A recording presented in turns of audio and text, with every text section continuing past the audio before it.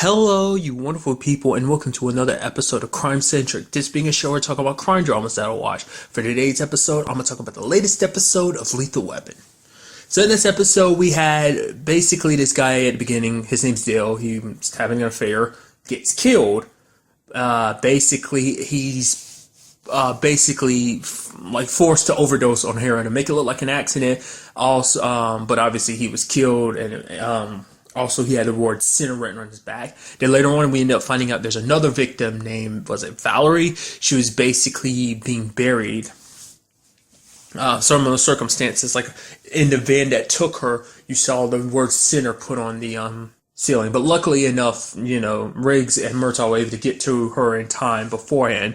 But what we ended up finding out is that basically this killer, it's kind of like a big religious angle because basically essentially all of these people, Valerie and Dale, had both confessed to the priest in the episode about their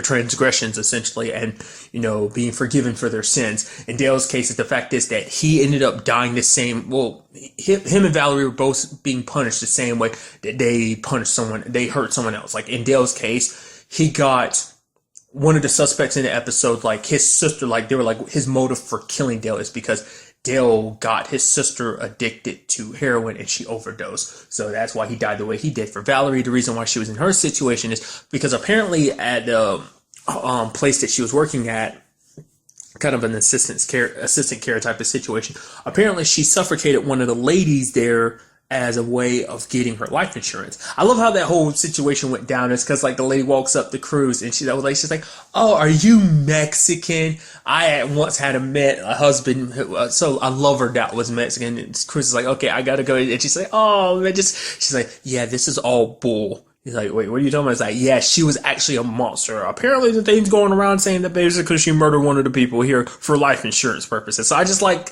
how she basically had to bring him into the conversation without letting everyone else know what was going on by saying, "Oh, are you Mexican?" I just thought that was hilarious. Just how, because I legitimately wasn't expecting her to break down some information like that. I thought she was going to be like hitting, like she's like, "Oh yeah," it's just like, "Oh yeah, like I love me a Mexican man." I was expecting something like that, her hitting on him and stuff like that. Because you even see Cruz being like, "Okay, I need you, okay, lady, back up. Why you all up on me like that? Okay, I got a job to do," type of thing. I thought that's what I was leading to, but it's like, nope, she actually had pertinent information. So it turns out that the person behind all of this is the boy. It's always interesting when in like crime dramas and police procedural type of situations where it's like the killer is usually the person, like it bounces in between, depends on the show. Sometimes it's like, oh, obviously it's the most famous person that you know in the episode. Other times it's like the person that pops up in the episode the most because it's like, oh, obviously they're an active part of the investigation. They're like, oh yeah, like it's like, obviously they're good at covering their tracks and they're like, "Oh, I'll give you as much help as possible," when they know that, obviously that particular person is a guilty party. But in other cases, like the particular killer in this episode was a kid. Well, he's a teenager, or he might be like a young adult, but whatever the case may be. He kind of worked at the church, kind of, and his motive for killing, and the point I was trying to get across was like he was literally in one scene of the episode. I mean, other than when it, like after it gets revealed that he is a killer, like other than that, you saw him one time throughout the episode.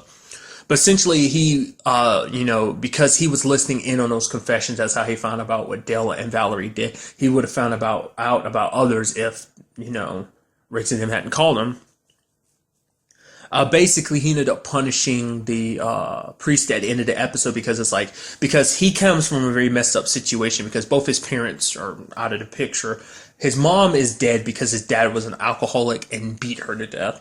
And basically, the father basically knew the circumstances, but basically because of the whole religious angle, forgave him for what he was doing. And eventually later on down the road, he ended up beating her to death. And basically his son like wanted to pay him back. So it's like, he's like, "My mom was hit 39 times with a belt, before she died." And he's like, "I'm only up to 10. So if my mom can take it, so they can use." So it's like, it's more so than anything, like, I'm sure it's a situation where it's like, it makes you wonder, was he always going to lead up to the priest, or was it like something he only recently discovered to find out like, oh, that happened? Maybe there was like something came up during the confession that made the priest kind of reveal that information. And then it was kind of like, oh, so now I know that you're kind of guilty in this whole situation when it came to my mom. So a big part of this episode, like obviously that's the crime aspect of it, but a big part of it, the character aspect of it, is the fact is that Riggs feels guilty the entire episode because he feels like he cheated on Miranda. It's like he's supposed to be faithful to Miranda.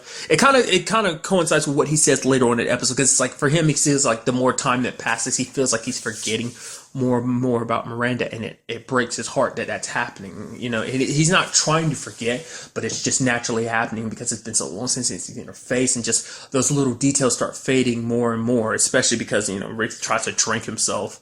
You know, it's his best way. It's his best way of coping with things. I'm not saying it is the best way, but for him, he thinks it's the best way to kind of cope with his situation. But the fact is, he ends up randomly hooking up with a lady who I thought it was the same lady that Dale hooked up with early in the episode. Looked like it's a different lady, but it was like at first I was thinking, I kept looking, I was like, is that the same lady? I was like, I don't think it is, but it's just a circumstance of like, you know, he got so blackout drunk because that's kind of what he does. He even says later on in episodes, he's like, that's kind of where he kind of finds himself most of the time. It's kind of been happening a lot more frequently, and he ended up hooking up with this lady because it's like, you know, Miranda's still his wife, even if she's gone. Like because to him, like, you know, because that was the conversation in the last episode, like, oh, moving on, and it's like he doesn't want to move on because if he moves on, he feels like he's completely giving up on Miranda. It's like to him, it's like he's not honoring her if he, you know, moves on. He feels like he's doing wrong by her. You know, it's to him, I'm sure it's the kind of equivalent like spitting in her face type of situation. Dealing with that, and he's kind of acting more wild than normal. It's to the point like he was so frustrated with himself about that situation, he couldn't even go back to his trailer. He went back and he looked all around, and there was just so much displacement, you know, from when they did their thing, and it's just the memories were there, and he just was so disgusted with himself he couldn't even sleep in his own place. That he went over to the Murtaugh's house, got super drunk, and even Trish was commenting on it. She's like, "What's up with him? You know, Riggs, he's been drinking a lot more lately than he's kind of drowning himself for whatever reason." And Riggs ended up telling Roger the truth. I do like the fact is that the conversation continued at the church, and then Roger's there pouring out his heart. He's like, you know, I want you to know you're a good partner. He's like, no, you know what, Riggs? No, I'm glad that you confided in me because I like to think of you as my friend. And it's just like, you know, go ahead, take time and kind of contemplate on that, Riggs. Are you contemplating on it? And ends up finding out that basically Riggs ended up missing most of that conversation. It's so sad. It's like Roger sat there and opened up his heart to Riggs, and Riggs missed most of it. So this whole situation coincides with Miranda's father coming into town, because that's the thing. Like, because everyone, like, oh, you have Roger as well as Avery being like, oh, hey, city attorney. It's like, because they don't know their connection. Obviously, Miranda goes by the last name. I mean, I don't know. I can't remember if Miranda's last name is actually Riggs. I'm pretty sure it is. So, I mean, they probably won't make the connection, you know, that they are related, that's Riggs' father-in-law. Because he kept looking for Riggs, and Avery's like, oh yeah, it's like, oh yeah, it brings Roger in. It's like, yeah, tell him how awesome your partner's been doing lately. He's like, Riggs, you know, like, oh, he's like, has he been drinking a lot? He's like, drinking, and then he looks at Avery. He's like, oh, of course not. I mean, I don't know what he does after hours, but you know, when he's on the job, Riggs is professional. Where is he right now? Off doing paperwork. He loves doing paperwork. He never does anything crazy type of situation because they don't understand the context of their relationship. Because that's not something either one of them has been very open about. Because he is the one that actually got... Because that was a question Avery brought up earlier in the series. He's like, why was it... Because it was like for Riggs to get this new position, it's like it had to be someone pretty powerful up to kind of make that the choice. But I don't even think they realized it was the city attorney, you know, Riggs' father-in-law who did it. So I wonder, is that something that's ever going to come out about their relationship, like who they are to each other, to everyone? Because if it is the case, I mean, maybe other people start looking at Riggs a little bit differently, because it's like, oh, you got to transfer here because it's like your father-in-law, you know, wanted to give you a fresh start, you know. Because him and Riggs obviously have had subsequent conversations after everything's happened, but like, you know, Riggs has just kind of always wanted to be on his own. He doesn't want to be around other people, especially Miranda's family. Just during those times, especially like, because it's this particular time, the reason why he's really here is because basically because of the whole Catholic situation. Because this episode kind of brought it up. I was never really sure, but you know, because I don't think it really came up so far. But in this episode, it kind of pushed the fact is that Riggs isn't the most religious person, because especially when he's in church, it's like, oh yeah, you forgive someone's, you know, tell someone their sins are forgiven, they just go in like a little magic box, and it's like all they've done, all the bad they've done is forgiven. So it seems like he's obviously, then you could tell, but even when his father-in-law was talking, it's like, I know you're not the most religious person, but it's like basically the Catholic Church gives people someone a year and a day to mourn someone, and it's like, oh, we missed you Friday. That was the day, to get together to mark the day to mourn, Miranda, but Riggs missed it.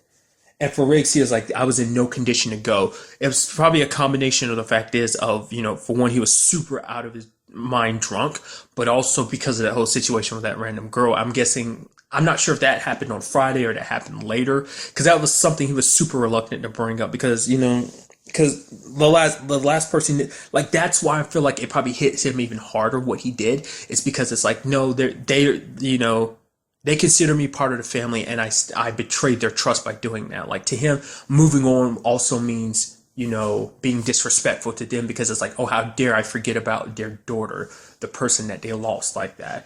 Because, and even his father-in-law said something very impactful. He's like, you want to be a drunk, Riggs? Be a drunk, but do not blame my daughter, Miranda, for you being that. So don't use her as an excuse. You want to go and be a drunk, but don't do it in her name that you're getting all drunk because of your sadness. Or I get it, you're sad. We all are. That's why we want to be there for each other. But for Riggs, he's like, he has to pull away because he's like, for him, he feels like he doesn't really have a part playing. It's like, they're Miranda's family. He's like, but you were our family too. But he's like, no, I just kind of stuck around a little longer, but it's like, at the end of the day, that's not really his family, so he feels like he doesn't really have the right. I'm sure because of this whole random hookup situation, he feels like he doesn't have the right to, he doesn't feel like he deserves the right to kind of, I guess, mourn with them. Also because he feels like, probably like, after hearing what he had to say, it probably makes Riggs go like, rethink a lot of himself. Because it's like, as the episode progresses, it's like at the very end, he's like, you know what? I'm not drinking anymore. It's like, oh, here's some alcohol for you. I didn't even open it. It's like, I'm gonna get some water. Like, you do know there's no alcohol in water, right, Riggs? So it's a kind of situation. It's gonna be interesting seeing if he actually continues that or not. It's definitely gonna make his sessions with Doc a lot interesting too, because she ends up finding out he quit. I'm surprised she didn't say anything about the ring. Maybe she had her because they didn't actually have an official session in this episode. Usually they have one in every episode. I mean, most episodes I feel like they have at least one, but in this one they didn't have an episode. Obviously they bumped into each other, and he basically borrowed that $10 from her to get food. But so she never really commented on the ring. Maybe it was something that was kind of outside of the episode, or maybe it's something we'll see in the future. Kind of a sad point that was kind of brought up in the episode, kind of is like the whole situation at the end. Well, it's like, Riggs is the very like spontaneous, like do crazy stuff, like, because the question came up, Avery's like, oh, okay, so is Riggs doing better? We got the city general here, the attorney here, because they're thinking like, oh man, he's here trying to review Riggs and whether Riggs is doing a good enough job so he should be fired or not. It's like, no, as a father-in-law, he was just kind of checking on his son-in-law. Roger's like, the fact is, I don't know. Like, some points I feel like Riggs is doing better, but then other times it's kind of like, I don't know. He's like, more so than anything, I'm focused on making sure I'm still alive. And then that, after, like, later in the episode, like, Avery's like, so what happened to your face? And he's like, so who did that to you? Don't tell me. He's like, yeah, Riggs punched me in the face because he was hanging on by an edge, and it was like a pipe, and Riggs was just telling Roger to let him go because like, if you don't let go, you're gonna fall with me. And it was a combination of like the fact is that obviously Riggs probably, there's still that side of Riggs that does want to die, but also because he didn't want Roger to die with him. It's like, no matter how his circumstances may be, he's not going to put Roger. Like, no matter what Riggs' situation is, like, feeling like he wants to die, he would never take Roger with him because he knows Roger still has a family. He's like, in Riggs' case, he's like, I had no one, so it's not like me disappearing is really going to make much of an impact, which it will on all the Murtaughs, as well as everyone at the precinct, Bailey, Cruz, even Scorsese, I like to think. And definitely, Roger and Avery had hit everyone hard because they are his family. Doc included too, just because it's like she's she's pushing so hard because she wants Riggs to just live, you know?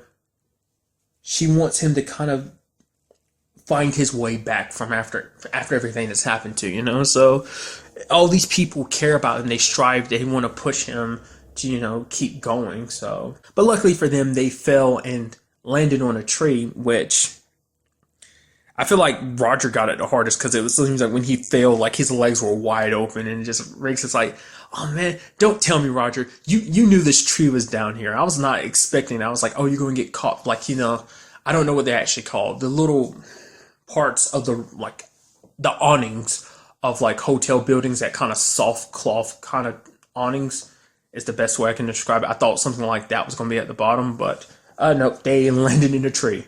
Look, that tree was there to break their fall.